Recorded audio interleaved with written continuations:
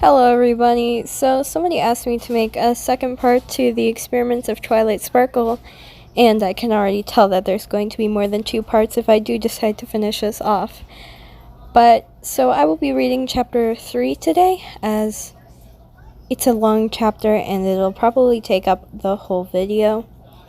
I will be having a redraw of an old speed paint I did in the background, but I do need to warn you first because this one is very violent, very gory, and it also mentions pony genitals, which I was not expecting. But I cut it out for the sake of you viewers.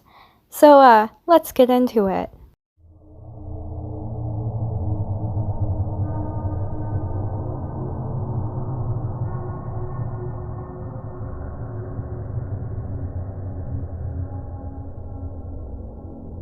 Miss Sparkle continued with the party pony. By now, Pinkie had lost a significant amount of nutrients-carrying body fluid, as was evident by the red puddle on the floor below her. Twilight used her hoof to lift up one of the flaps of Pinkie's flesh and meat made by her huge Y-shaped wound on her undersides. She stretched, compressed, and wiggled the mass of meat as if she were studying it. Pinkie let out a whine of great discomfort with each burning stretch and twist. Fluttershy shouted, "Leave Pinkie alone! You're hurting her badly. Just listen to her cries of pain. Doesn't that say anything to you?" "Oh, she's just being Pinkie Pie," was Twilight's response. Fluttershy continued, "Why did you cut Pinkie's belly open? She's your friend." "I told you. This is for science," Twilight answered. "She is my friend. That is why we will learn together. I opened Pinkie up because if I'm going to study her brain, I may as well remove the rest of her organs first." The 5 ponies were utterly shocked at what they just heard. Twilight wore a gleeful face. "Once we're done learning about Pinkie Pie, then we should move on to Applejack. Then we'll do Dash, Shy, and then Rarity. When we're finished, more will be known about the magic of friendship than ever before." All of them were breathing heavily and fast. Their hearts were pounding. Panic was in the air. "I'll be back in a sec," said Twilight. They all shouted and yelled pleas for mercy just as Twilight left the room. Upon returning, she dragged a huge multi-layered cart with an array of glass containers filled with a clear liquid. The 5 ponies were petrified at the freaky and unnerving sight before them.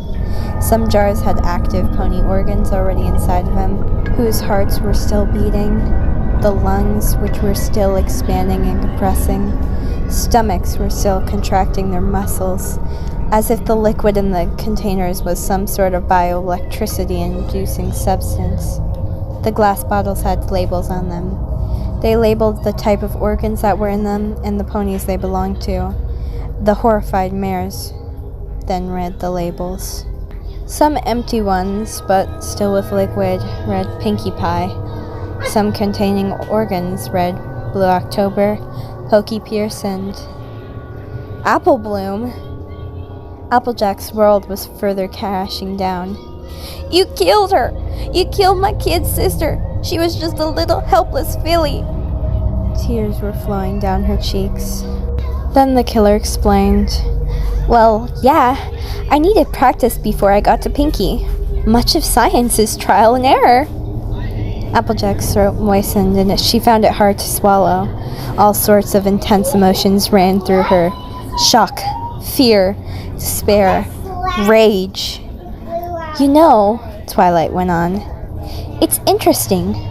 This taboo of society, ponies are always more sensitive about the young foals being hurt and killed. Why do you think that is?"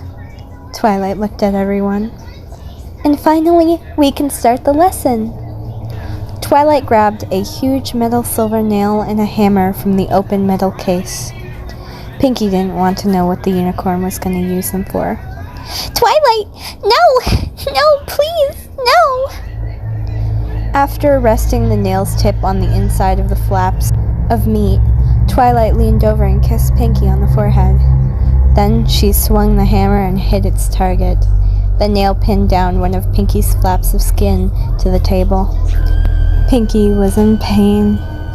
Twilight then took out 2 more and hammered them to pin down the flap more securely. Pinky let out a high-pitched shriek with each sudden, painful blow.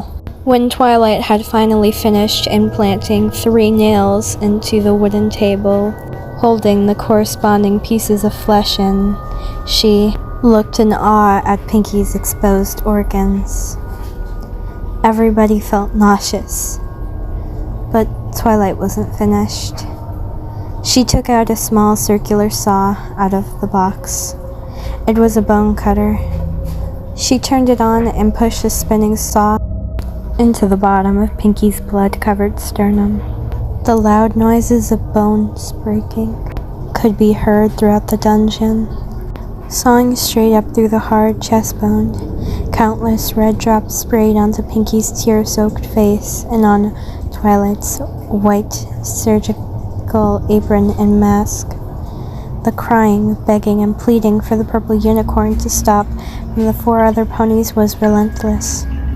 Applejack pleaded, anything at all.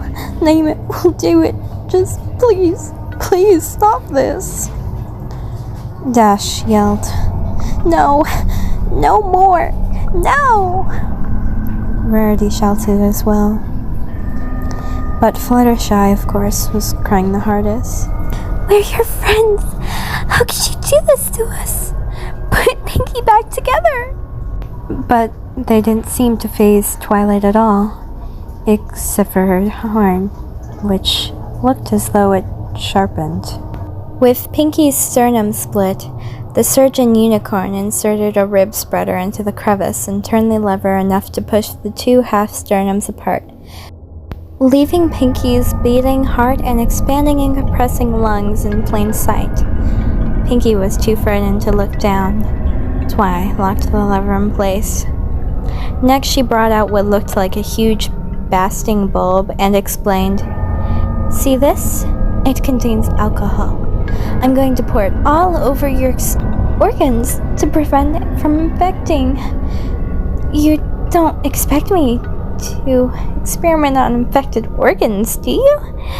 This is going to sting a lot. Brace yourself. No. Why? No. Pinky spoke weakly from blood loss, her face wet with blood and tears. As if Twilight didn't even hear her, she squirted the infernal liquid all over poor Pinky's bare insides. The pain was so intense, it was like nothing she ever suffered before. Deafening, blood-curdling screams of her sheer agony echoed off the cave walls. This is not right! Cried the suffering mare. Twilight repeatedly rubbed her cheek against her sobbing victim. Shh. It's okay. It's going to be all right. Twilight then removed her mask. Now, this is when we learn more about Pinky's mentality. She floated a linked feather and scroll to herself.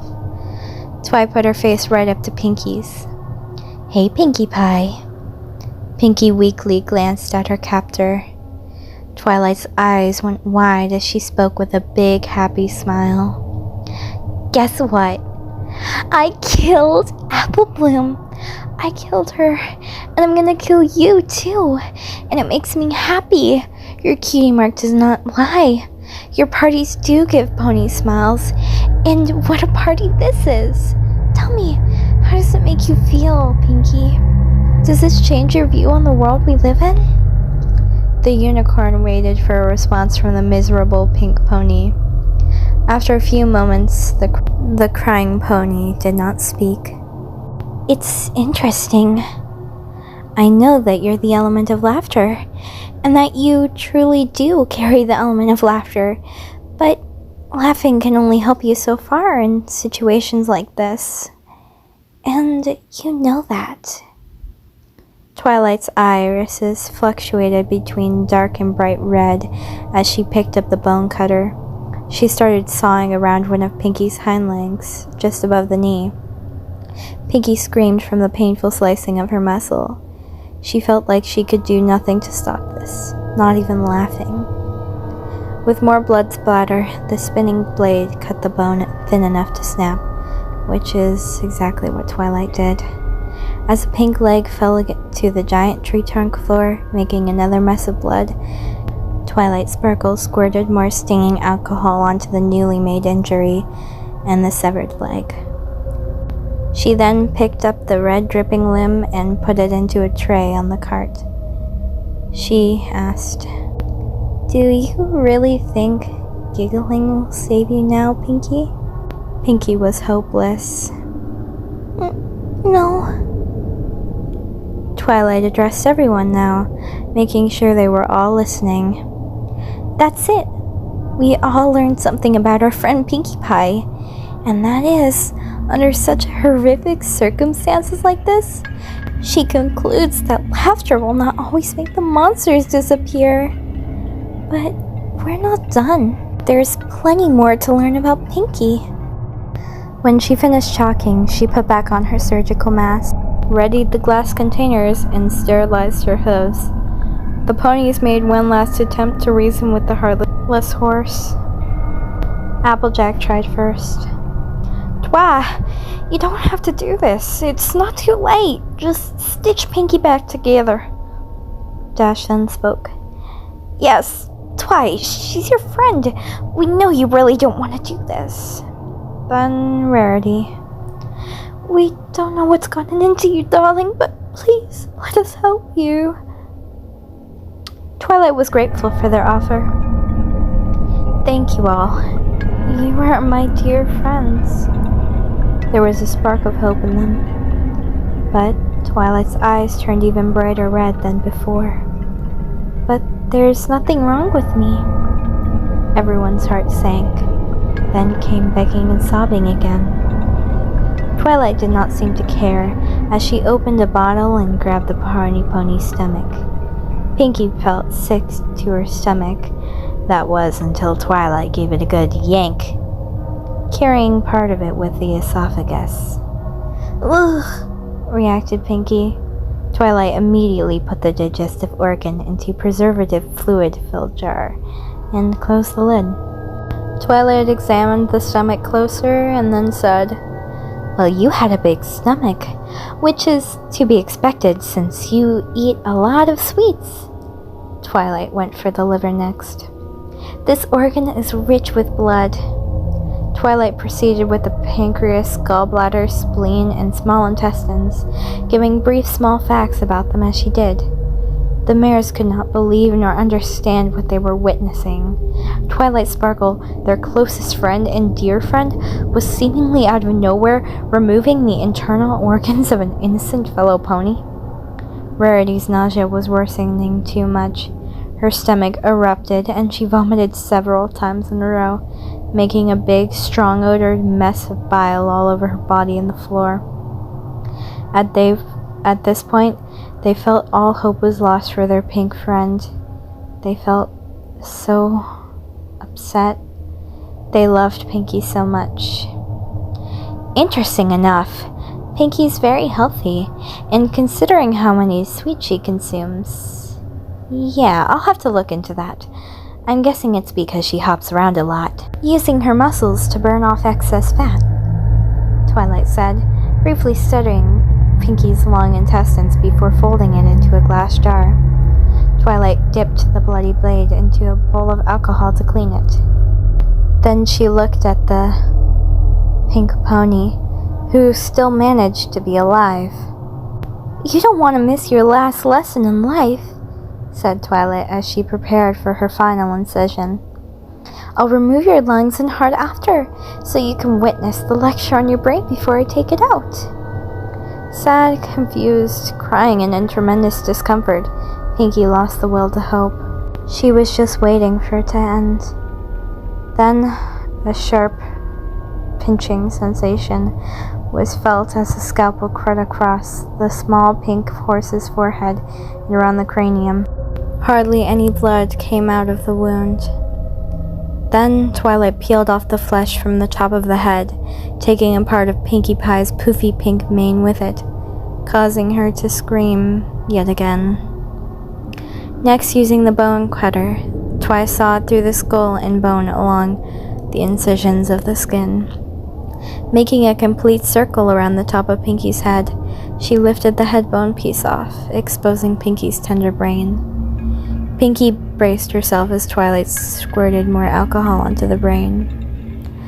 The sensation was that of an intense, heavy, pounding headache all over the surface of her thinking organ, and Twilight caressing it with her hoof wasn't helping. Then the purple unicorn applied her magic to levitate a kind of brainwave analyzing device to her. She put it up to Pinkie's head. "Isn't this interesting? The left temporal lobe is just as active as the right. I expected the left side to be far less active. Would you ever forgive me for taking you to be a moron, Pinkie?" Pinkie was too weak and in too much agony to be mad or even care about the cold words escaping from her tormentor's mouth. And thus concludes our learning of Pinkie. The terrified mares knew what was coming. They could not bear to watch, but they couldn't look away.